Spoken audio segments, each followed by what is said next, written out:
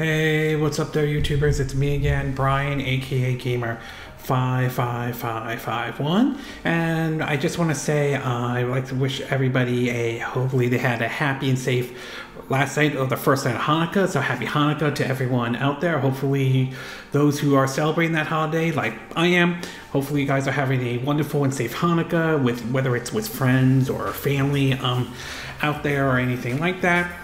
But for this week's My Two Cent, we're going to be covering 4 stories this week, including the Game Awards 2023 that basically happened and everything like that.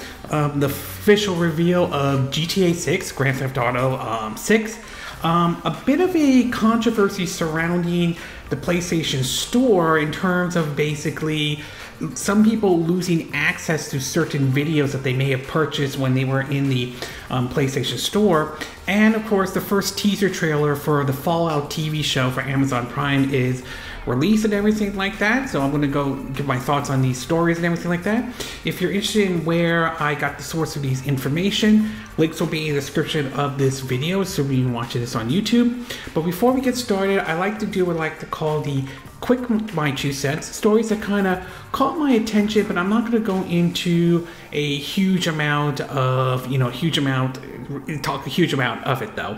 The first one is that supposedly Nintendo Live did have a plan for Live in Tokyo, their Nintendo Live 2024. Unfortunately, it has been canceled, and the reason behind it seems to be that there were concerns about security from attendees coming to this event, to basically supposedly threats being made. So unfortunately, Nintendo had to cancel this event, which, while I understand the safety of their employees are important and everything like that, I do think it's kind of ridiculous that this event had to be canceled because some idiot out there decided to make a death threat or everything like that. That's absolutely, utterly ridiculous and everything like that.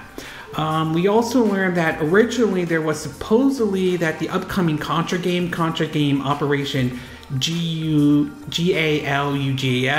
supposedly for the Switch, there's supposedly only going to be a downloadable code basically in this in the game. It's one of those, empty boxes, as I like to call it though. However, an update to this story seemed to point towards that Limited Run Games will be running a physical version of that game with the whole game into cartridges and everything like that. So for those who are hoping to pick up the physical version for the Nintendo Switch, you might want to consider taking a look at maybe Limited Run Games if you prefer, getting the basically, the actual physical version with the game and the cartridge, then the whole empty box with a piece of paper with a download code and everything like that. We also learned that Kingdom Comes Deliverance Royal Edition for the Nintendo Switch is still planned to be coming out to the Nintendo Switch in early 2024. I'm very curious to see how this game is going to work on a system like the Nintendo Switch. We've seen graphically demanding games make their way to the Nintendo Switch. Some impressive, some not though.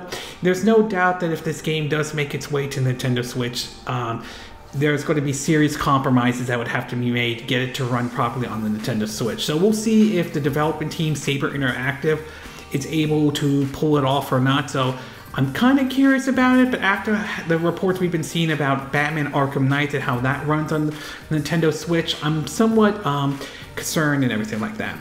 We also learned that the GTA 6 trailer, which basically had, broke records in terms of viewership and everything like that, apparently has had a profound impact as it got some people considering listening to, music from, the late Tom Petty and everything like that. And that's actually kind of impressive indeed, though.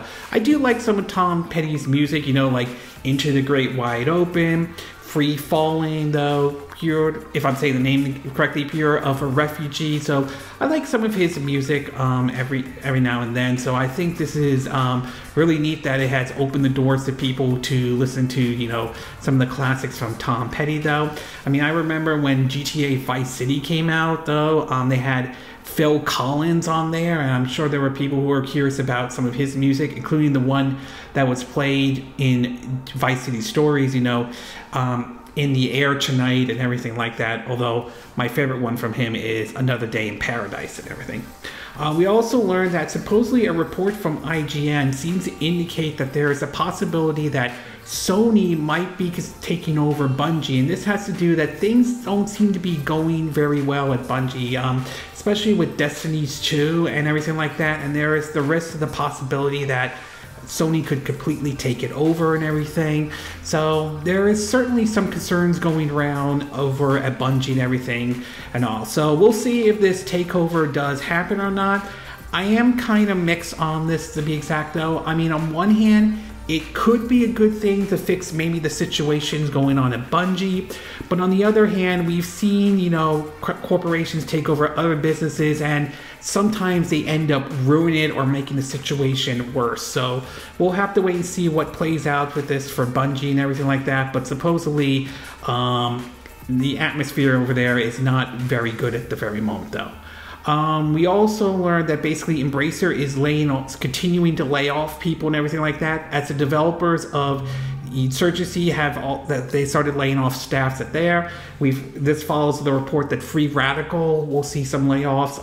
To be exact though, all I can say is that ever since that $2 billion deal that Embracer Group tried to close and everything like that, it's been like downhill for Embracer big time on this one though. It's going to be very interesting to see what the light at the end of the tunnel for Embracer Group is going to be and everything like that. We also learned that the developers of GTA 6 unfortunately were not happy with the fact that the trailer basically leaked earlier than they had originally planned. Originally they were planning to do like a live stream of basically the official reveal of GTA 6, but unfortunately it leaked early and all, and so to them they're thinking like, this sucks really bad. And I mean, I kind of can see why they may not be happy about this and everything like that, but unfortunately in this day and age it is the internet and everything like that and all. We also learned that Sea of Thieves will be starting to add a private server for, you know, what's called the Safer Seas update though. This will be like for those who want to play the game as, you know, like a single player type of experience, if that's what you're trying to aim for though. I might consider trying Sea of Thieves out now that they're starting to add this though. I didn't really get into the game or anything like that, mostly because I'm not into those multiplayer type of experience, but if they're starting to add a single player type of experience, I might take that into consideration and give this one a go and all. We also learned that the Nintendo Switch has added some new, basically, new, you know, stuff for their Switch Online service, particularly for the N64. They're adding Harvest Moon 64, 1080 snowboarding, and Jet Force Gemini, though. So certainly nice that they started to add this in, although there were some reports about, at least maybe I think it was either in Japan or Europe, where there were some issues with the resolution for Jet Force Gemini. I mean, we'll see if we run into any problems like that here in the West and all, so, but still nice that they're adding more to the Switch Online service. And last but not least, there are reports coming out that there are plans from Rocksteady to basically offer an offline mode for their upcoming game Suicide Squad Kill the Justice League after launch though. As some of you are aware, Suicide Squad Kill the Justice League is going to be an always online game as originally intended, but apparently the backlash really grew after the first trailer came out, and let's just say not everyone was happy with this approach, especially since this was coming off the heels of the failure that was Square Enix and Crystal Dynamics, Marvel's Avengers, everything like that. So we'll see how long people will have to wait for this offline mode. I mean, there are some people waiting for supposedly Arcane Austin promising an offline mode for Redfall and everything like that, and we've yet to get that, although we did get the 60 frames per second patch and everything. And finally, in the movie and TV show part of the Quick My 2 Cents, we apparently had 3 trailers that were shown. One that was shown last week that I forgot to cover. The first one was basically they showed off the second season for the Halo series for Paramount Plus though. The first season, I will say, was very controversial and mixed, especially considering the direction they were going, though. There were some neat moments, though, but I can see why it did not appeal to everyone out there. So it will be very interesting to see how the second season goes. Judging by what they showed so far during that trailer, it looks promising, but we'll have to wait and see when the second season starts, which I believe will be in February. We also saw the trailer for Godzilla x Kong: The New Empire, which definitely I'm a big fan of the MonsterVerse, so I'll definitely be keeping an eye out for this one.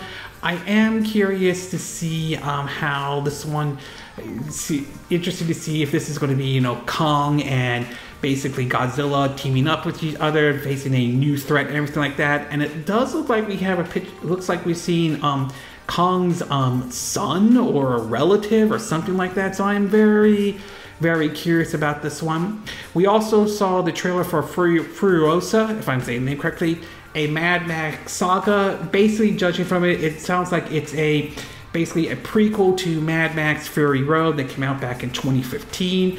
It'll be interesting to see how that one is going to play out and everything like that. It's nice that they're still exploring, the world of Mad Max and everything. We also learned that supposedly there will be about 6 episodes on Paramount Plus for the spin-off of, the upcoming Knuckles that will take place, in the Sonic the Hedgehog movie universe and everything like that. It is a little bit unfortunate that they're doing 6 episodes. It's possible they may be testing the waters to see if there is an audience for this kind of movie, or for this kind of show. So we'll have to wait and see how this one plays out. We also learned that the second season of Max's The Last of Us Season 2 is aiming for a 2025 release date, though. Nice that we have an official release date. But it is a little bit unfortunate, though. We have to wait until 2025. I'm not surprised if some of this had to do with, the writer's strike and the actor's strike that happened this year. And that's not the only one that basically may be getting a 2025 release date. We are now hearing reports that the Star Wars Andor, the second season, is unfortunately going to be looking at pushing for a 2025 release date. There were originally plans for 2024, but it does sound like they're aiming for 2025. Again, it might be a couple things. Some of it is a shakeup at Disney in terms of how they're doing quality or stuff for Disney Plus. There's been an issue of quantity and quality, and I also think some of it is also possibly the writer's strike and the actor strike that happened this year that kind of maybe threw the release date off and everything like that. So it does sound like Andor might be aiming for a 2025 release date. Okay, with the quick my 2 cent part and the movie TV show part now done, we'll get started with our first story. And this one has to do with Fallout, particularly the upcoming Amazon Prime TV shows. Now, the thing when it comes to movies or TV shows based off of video games, these days it could be kind of a hit and miss. I mean, there have been some that have gotten mixed response, like the first season of Halo, to, in my view, Netflix's Dragon Dogma. We've some that also do not have performed, very well. Like I think the Resident Evil TV show on Netflix is a good example. But we have seen several successes, though. We've seen, The Last of Us did very well. Cyberpunk Edge Runner, Castlevania, Witcher, the Sonic the Hedgehog movies, both 1 and 2, and of course the Super Mario Brothers movie did very well at the box office, though. So now it does seem that basically Fallout is going to be the next one that will get sort of a TV show adaptation on Amazon Prime. Now, they did show the first teaser trailer for it, and judging from what I've seen so far, I will say it looks very interesting and everything like that. It looks like they have all, like the vault suit and everything. The setting basically is going to be taking place in Los Angeles and everything like that. So I do think that the whole world that they're setting up, though, and the fact that it's being directed by the same person who did the Westwood series and everything like that, it looks very interesting. We see some cases of, like the insects being, like growing big and everything like that. We see basically looking at the ruins of Los Angeles. We finally get to see like a ghoul that looks like it's like a sheriff or something like that of like a settlement.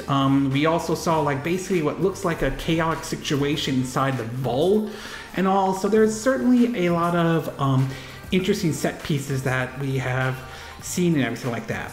As for whether the show will be good or not, that remains to be seen, though. I mean, like I said, movies or TV shows based off of video games can be very much a hit and a miss at all. So we'll have to see how well this one does on Amazon Prime. Although I will say Amazon Primes have had some pretty good shows on their service. I mean, I'm watching the second season of Invincible. It had The Boys, The Man in the High Castle. My parents liked the amazing Miss Marvel or Miss Maisie, if I'm saying the name correctly and everything. Like that. I've watched, 2 seasons of The Legend of Vox Machina as well. So they do have some pretty good shows. So I do have some hope for this, to be exact though. So we'll see what happens when the show comes out on April 12th, if this would live up to any kind of live up to the expectations though. I mean, it would have been, if when the show premieres, it would have been nice if they announced, oh, we're showing off first gameplay footage of Fallout 5, which I expect that game is years away, considering right now I think Bethesda is busy with Starfield and possibly starting, the next chapter in Elder Scrolls with Elder Scrolls 6 and everything like that. And if this show does very well, not only do I think it's possible a second season could happen, but it's also possible it could open the doors to the possibility of maybe the Elder Scrolls maybe getting their own TV or movie adaptation, or even say Starfield, for example. I think those little shorts that they showed before the release of Starfield, I think I would be down with the idea of a Starfield, show based off of Starfield, whether it's an animated series or live action, if done correctly and everything like that. So overall, I would say my impression of the first teaser trailer for the Fallout TV show is this. I think it looks promising. I think it has potential, but we'll have to wait and see if it can execute its delivery on it, especially since we know the show will make its debut on, I believe, April 12th, 2024. Okay, we're going to take a quick break, and when we get back, we'll get to part 2, and this one has to do with a odd situation surrounding the PlayStation Store. So we'll take a quick break, and we will be right back.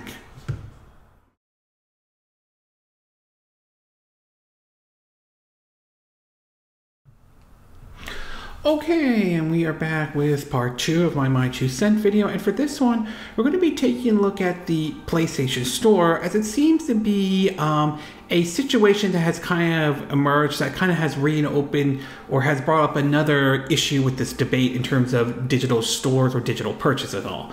Now, one of the things we have been seeing this generation is that we're slowly starting to push into the idea of an all digital future in terms of, buying our movies, TV shows, video games, through the digital storefronts and everything like that, to, streaming in general. And there are some benefits to this in a way and all, but there's also been some downsides. And some of that is licensing issues and whether do you really own the rights to this kind of stuff, especially after you make a purchase or anything like that. This has been it sort of has brought up this debate about this all digital future and all. And recently, a recent situation surrounding with the PlayStation Store, while it may not be the only place this has happened, has sort of brought up, it sort of adds to this debate in general.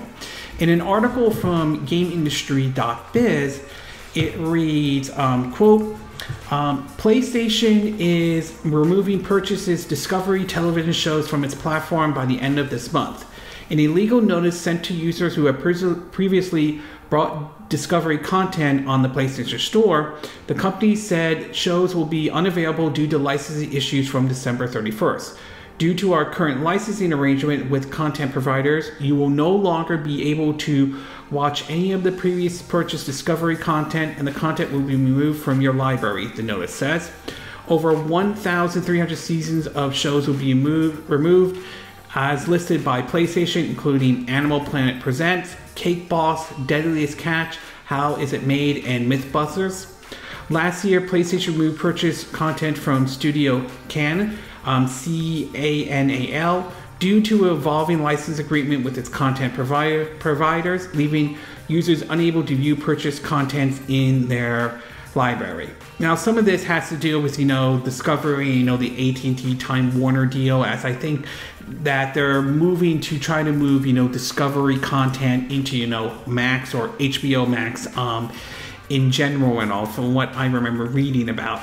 Still, this does bring up the whole issue of basically a lot of these shows no longer going to be available to purchase and everything like that, especially for those who may have purchased it on the digital storefront, especially on their PS5 or PS4 in general though. And it does bring up this whole, it brings up this whole licensing issue, and this is one of the big hurdles with this idea of this whole digital future, and why some folks are kind of hesitant to this.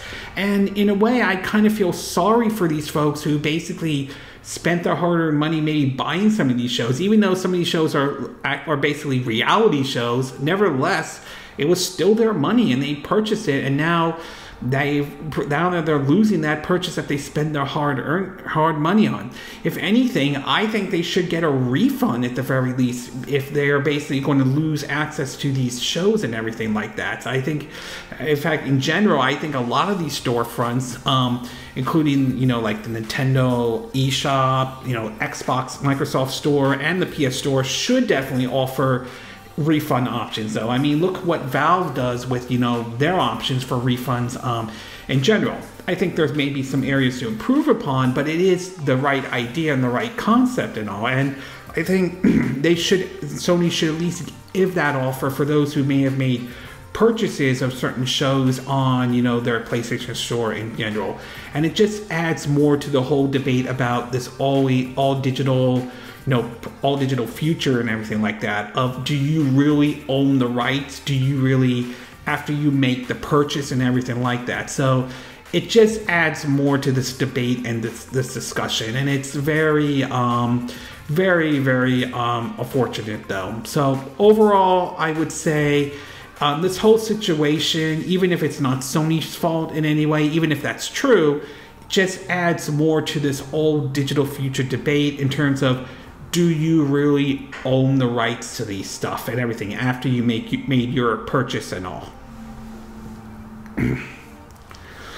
Okay, we're going to take a quick break, and when we get back, we'll get to part 3. And this one has to do with the, guess it, the GTA 6, Grand Theft Auto 6 trailer was revealed this week, even if it's not how Rockstar wanted it when they wanted to reveal it and all. So we'll take a quick break, and we will be right back.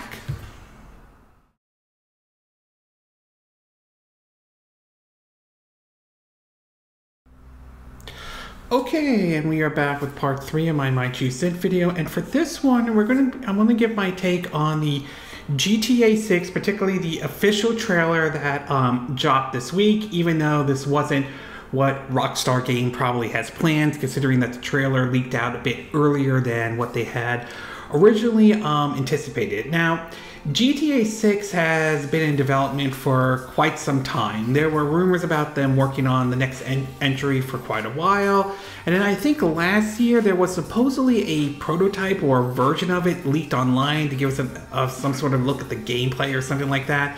Although, knowing Rockstar, they are very notorious of going after folks big time that do that though. I think they're just as notorious as, say, like Nintendo is, which is very, let's just say, very protective of their IPs and everything like that. I think even someone got arrested and all. So, but in either case, the trailer officially leaked though and really exploded online and got people's attention big time. I think it got like the most watched video or the most watched looked at. To be exact though, judging from what they showed during the trailer, it looks like the reports of it are true, that it's going to be, or at least based on what they're showing, that it could be sort of a Bonnie and Clyde kind of approach though. It's obviously going to take place in sort of a Miami setting. It looks like you see the word Vice on it, so obviously it's going to be in Vice City and everything like that. So I am kind of curious to see what Vice City is going to look like in this version of Grand Theft Auto compared to how it was in the PS2 and PSP, you know, Grand Theft Auto Vice City and Vice City Stories. I'm very curious to see if it's going to be the same look exactly the same to a certain degree, or completely different like it was in GTA 5, where it just took place on the island of Los Santos compared to what San Andreas was in 2004, Grand Theft Auto San Andreas. So it's going to be very interesting. They also showed off a lot of the social media parts, so I'm curious to see how that's going to play into the game and everything like that. And I'm also very curious to see Are you going to be able to play? Are you going to switch between both characters? Are there going to be certain sections of the story where basically you control this one character and then you control the other? So it definitely looks very interesting indeed. I am looking forward to trying this game out, which will be coming out in 2025. So assuming nothing happens, we'll have to wait 2 more years. Obviously, I'm very curious to see how this game will look not only on the PS5 but the Xbox Series X and S, so I'm very curious to see how this is going to look on the Series S. Well, but while I am excited for this title and all, I do have certain concerns, and to be exact. And some of this is, I am kind of looking at this from a consumer perspective, is that I am very concerned considering we've seen how some developers, particularly in the space of the AAA gaming space, how not all of them are going, let's just say AAA games have not gotten the best response over the year and everything like that, though. First of all, I'm kind of somewhat disappointed that they did not show really any huge, gameplay mechanics, everything in this trailer. I would have liked to see that, to be exact, because I'm very curious to see what changes they may have made and whether or not what difference it is between this one and Grand Theft Auto 5, though. I'm kind of curious to see. I would have loved to see what maybe some differences between the gameplay mechanics and all. But I'm also very concerned because of some of the trends we've seen with basically with a lot of these AAA games, though. Now, to be clear, as I said before, the game won't come out until 2025, so it's way too early to tell whether this game is going to, create the kind of situation we saw with Definitive Edition, the Grand Theft Auto Trilogy Definitive Edition, and the backlash that Rockstar got, and justifiable, though. So I will say that there's no indication at this time this is going to be, say, like a Watchdog situation where the developer Ubisoft showed off this game that was and they were promoting it as the reason to switch from the PS3 360 to the PS4 and Xbox One, and the game was visually downgraded from what they originally showed. Though there's also no indication this will be an Alien Colonial Marines type of situation where the development team straight up lied about the game that they were working on, Gearbox to be exact, though, and try to continue, the certain CEO tried to continue defending said game and everything like that, which has sort of hurt that company's reputation to a certain degree, though.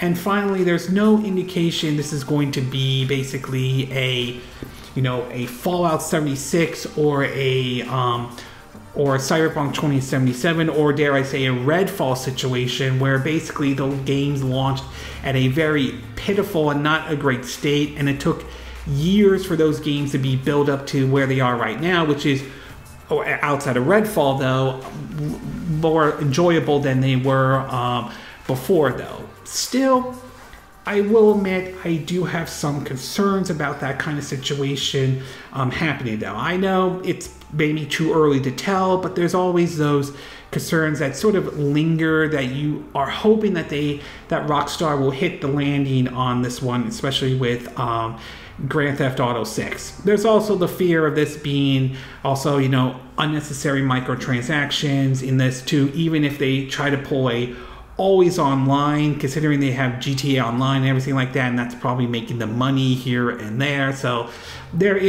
I do have concerns, but at the same time, I am excited for this title nevertheless. One other thing to point out is that apparently, as with Grand Theft Auto in the past, it has already sparked controversy, which is not surprising, though. Some of the controversy ranges from the Tate brothers speaking out, saying they're not going to purchase the game. It's worth pointing out, I think one of them is facing criminal charges in Romania over, I think, a sex situation or anything like that. To some of the folks lining in as well, including Elon Musk, who, well, it's Elon Musk. He's always will sink to the bottom of the barrel to try to have people pay attention to him, like Donald Trump. So that's my take on that matter, though.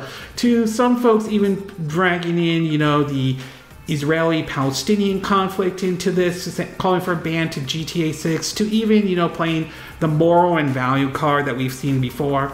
All I can say about these controversies is that every time we see these controversies, it ends up helping Grand Theft Auto rather than hurting, though. It ends up basically the game becoming very successful and everything like that. And I, for one, do not see any of these controversies having any real impact, or at least as far as I'm aware of, I don't think it's going to have an impact on GTA 6. I think, if anything, it's just free advertisement for basically GTA 6 in the end. So personally, I think some of these controversy, or some of these people who are making a big deal out of it, is, I think, kind of ridiculous in a way. So I'm not buying the controversy argument. So overall, I would say I'm both concerned about GTA 6, but I'm also excited about GTA 6 though.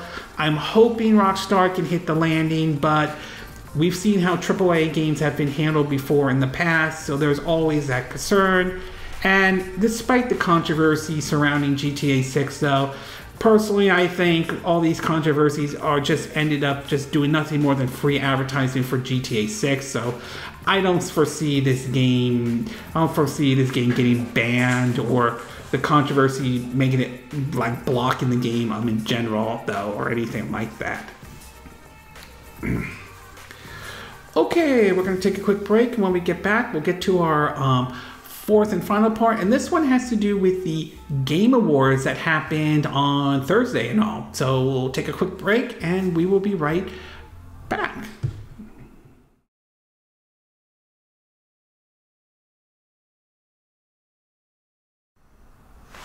Okay, and we are back with our fourth and final part of our My 2 Cent video, and this one has to do with the Game Awards though. Now, it was on last night.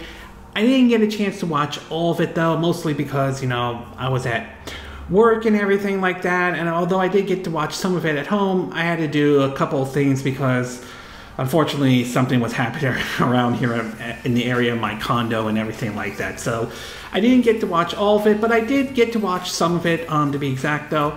And I will say some of it was okay, I guess. I mean, there were certainly some neat moments. Like, I think that one performance for, basically, they were showing off music, the people that were singing that were term of the upcoming game Hellblade 2 and everything like that. I thought that was kind of neat. But in general, the award show was just, to me, it was all right at best though. But they did have some really neat reveals. Some of them, like that Blade game that's being worked on Aulx Studios, that one might actually work though. We'll see how well that one is done, mostly because, well, let's just say, even though the game Redfall was designed by Arcane Austin, it still had Arcane's name on it, and that, well, let's just say their reputation got hit because of that game. In general though, there's been some talks whether this game will be exclusive on Xbox or not.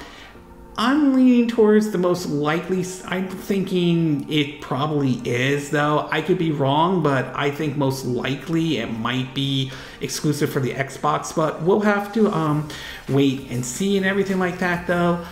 Some of the nominees, I will say, or the people who won, I think one was particularly, I'm not entirely shocked based on the reputation the game has gotten, and some that I'm somewhat disappointed to win, but some I'm kind of glad did. In terms of who won what, there are several articles, so I'll have links in the description of them.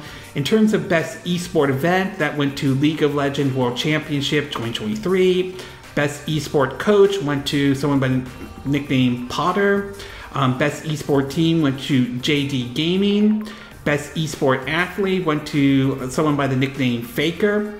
Best esport game went to Valorant. Content creator of the year went to Iron Mouse, which I believe it's one of those VTubers or something like that. I think that might be that. I think that's what they call it. I'm not 100% sure, so correct me if I'm wrong on that one, though. In terms of most anticipation, it went to, I think, the Final Fantasy VII. Again, I believe that's the Roman numeral, so I think that's the part 2 that I think that they're doing and everything like that. Best adaptation went to The Last of Us HBO Max. I think that's good. I'm glad that one did very well. I did enjoy the first season. Personally, I would have loved to see, you know, the Super Mario Brothers movie win best adaptation, but nevertheless, I'm happy that HBO Max, The Last of Us on HBO Max did very well. Pikmin 4 for Best Sim and Best Strategy. Very nice to see that Pikmin is getting some love out of this, though. Obviously, hopefully it becomes a stable franchise, much like how Fire Emblem has been sort of a stable franchise for Nintendo and all. Super Mario Bros. Wonder won Best Family Game. Again, not bad. Still playing that game, enjoying that one. Best Fighting Game went to Street Fighter 6. Best Action and Adventure title went to Zelda Tears of the Kingdom. Nice. Best Action Game went to Armor Core 6. Definitely nice. Maybe not the game of the year that maybe FromSoft wanted for, you know, last year when they won with Elden Ring, but still great that Armor Core 6 is getting some attention, though. Resident Evil Village VR mode won for Best VR AR Game.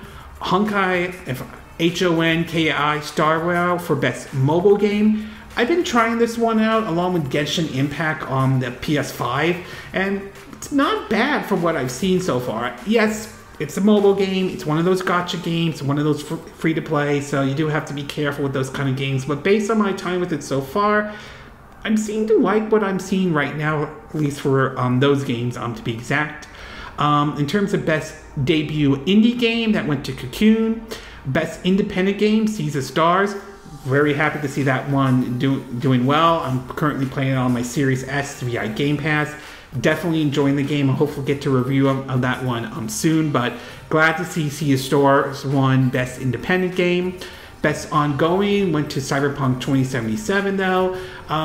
Very nice to see that game is doing very well. I'm hoping CD Projekt Red learns their lesson for after how Cyberpunk 2077 launched, though. Hopefully this is lessons learned, especially for the upcoming Witcher, and of course when the sequel to Cyberpunk 2077 happens.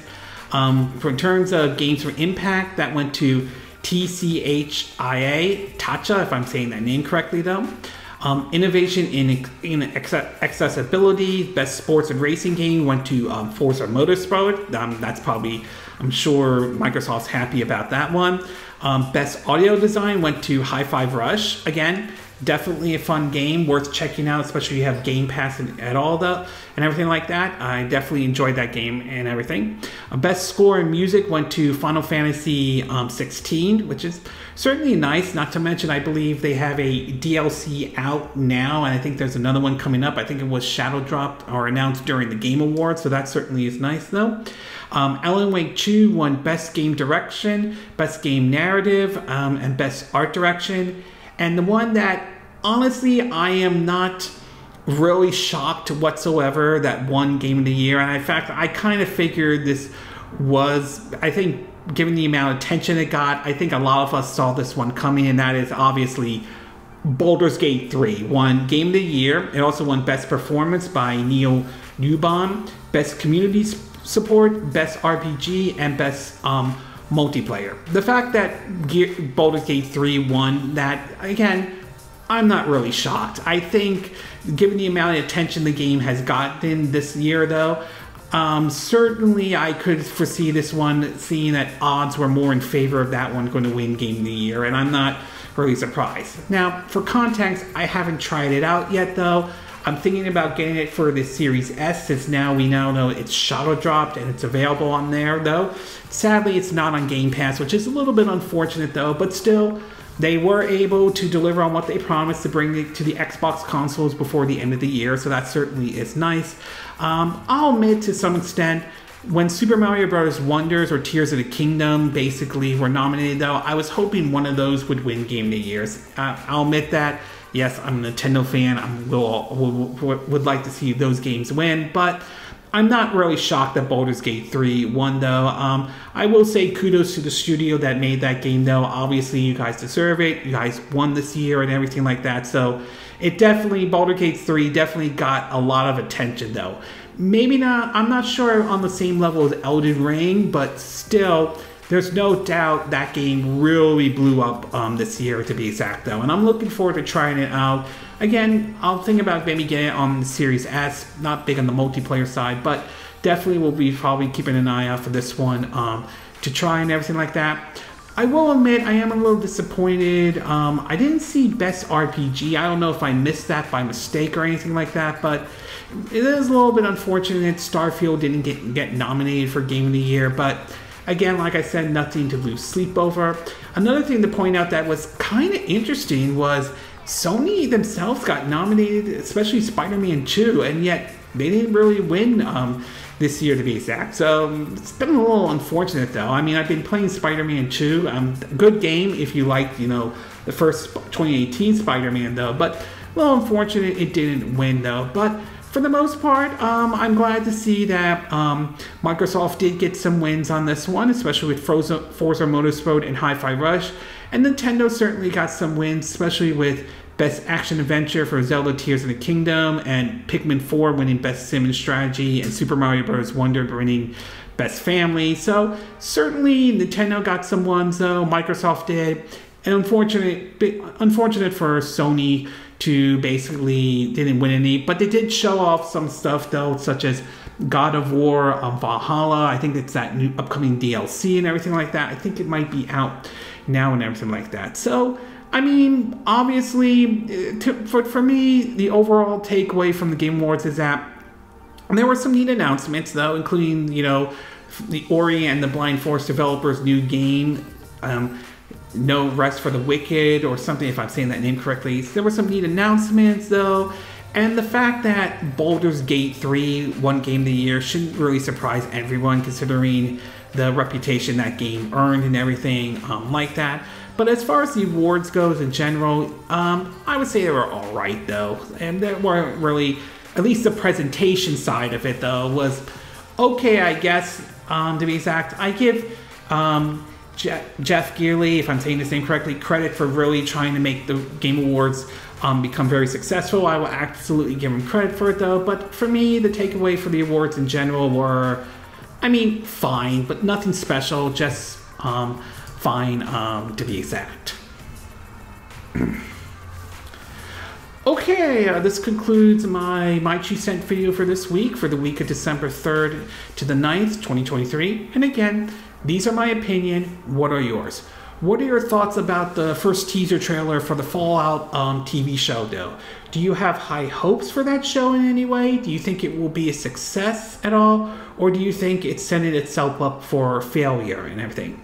What are your thoughts about the situation of some of these shows on the PlayStation Store are going to be removed, even if you purchase them, though? Are you very concerned about this because of the all-digital future? Do you think it raises questions about digital purchases and everything like that? What are your thoughts about the GTA 6 trailer, though? Were you happy with what they showed during that trailer? Were there things that you wish that they showed in any way?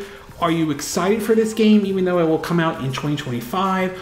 Are there some concerns you have about this game in general? And do you think some of the controversy, or some of the people talking about the controversy, do you think this is just nothing more than just free advertisement for GTA 6, or a desperate attempt to try to get attention or anything like that? And what are your thoughts about the Game Awards for 2023? Did you get to watch the 3-hour event in any way?